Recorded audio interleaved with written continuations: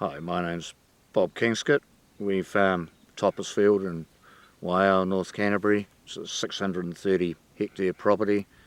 I farm it with my wife Mary, and used to farm it with 3 girls, but they've all vanished. The rainfall here is 900 mils average, and it varies from 1500 down to 600. It gets very, very wet in the winter, and we've had 3 droughts in the last 31 years. We farm deer, sheep and beef here. There's 7,000 stock units. The deer, there's about 1,000 deer altogether, including young ones. We used to farm 150 stags, and we're down to very few now. When our daughters left, we've had a stock manager helping, and he does all the physical work now. And we also do a lot with contractors that come in on a daily basis, so ease of management. With regard to the deer, when we reduced our velveting herd down, we increased our hind numbers, and we finish all our weaners straight for export. 30 years ago, Mary and I dammed the creek up here. You wouldn't be able to do it now without consents for beautification and for ducks in the garden. And now it's acted as a sediment trap over those 30 years, and this year with the North Canterbury drought we were able to come in with diggers and great big trucks and take all the sediment out of the trap. Cost us about $5,000 to do so, and all that sediment went back onto the farm. This is the start of deer unit on the farm, and the first thing I do is make sure that the deer have room. I always remember Tim Wallace years ago saying, "Give them room, boy, and they'll produce." So that's really important for welfare issues and productivity. Now we've got a gully down here that goes way up for another 1.5 km, and it's a small gully, and the water only runs in here for 4 months of the year. And Environment Canterbury a couple of years ago said, go and fence off the gully on the other side of the creek here, and I told them no. So we had to come to a compromise. So what we have done, this is the end of the deer unit, and we have fenced off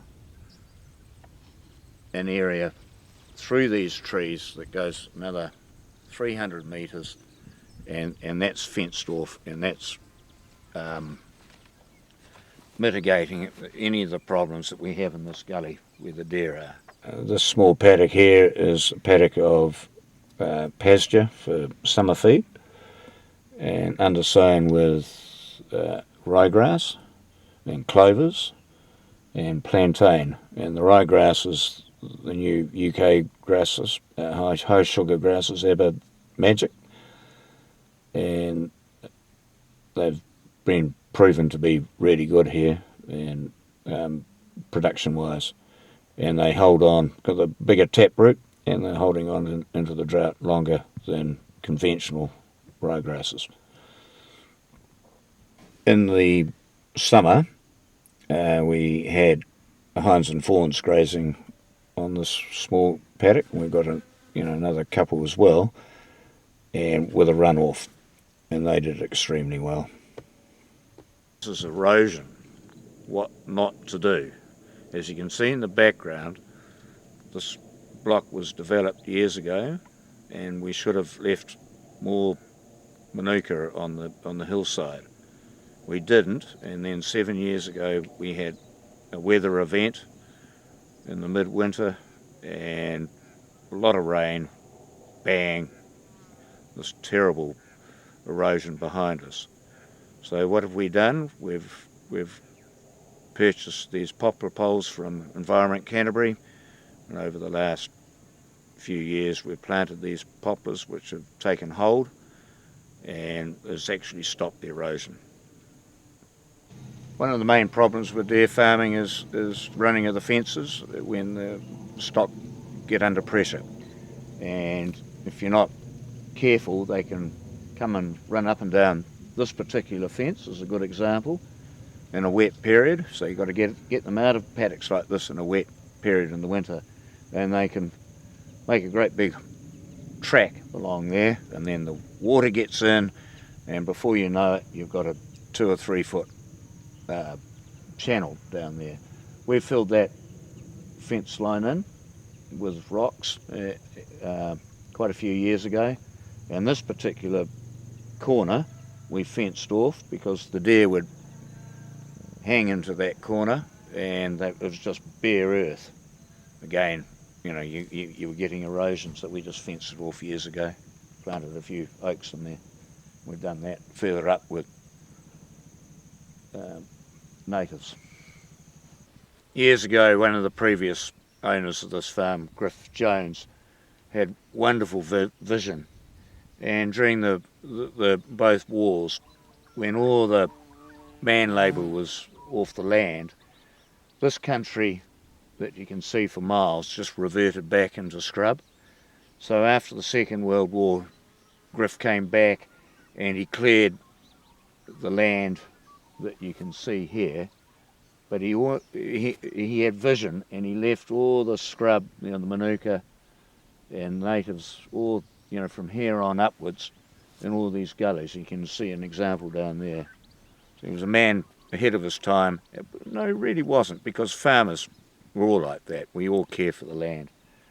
We have just developed 2 years ago, this is part of a block, a new block, which was covered in scrub, so it was root raked and disked and sown in seed. We were very, very careful of what we took out in the way of scrub.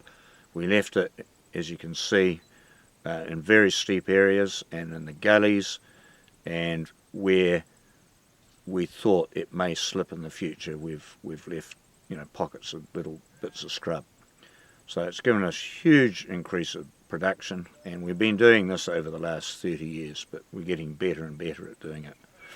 Behind me is a wetland that's been there since God created it, and we have just got money from Environment Canterbury to fence this area off, and you can see a new track being on one side of it, and that fence will go in 10 days' time.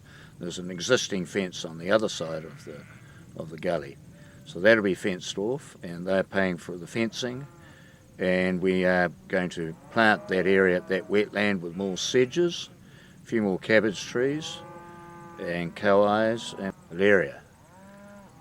It's one thing we want to do, and we love that area. It's lovely to walk in it, and it acts as a sponge, and when we do that, Environment Canterbury want us to do another gully just nearby.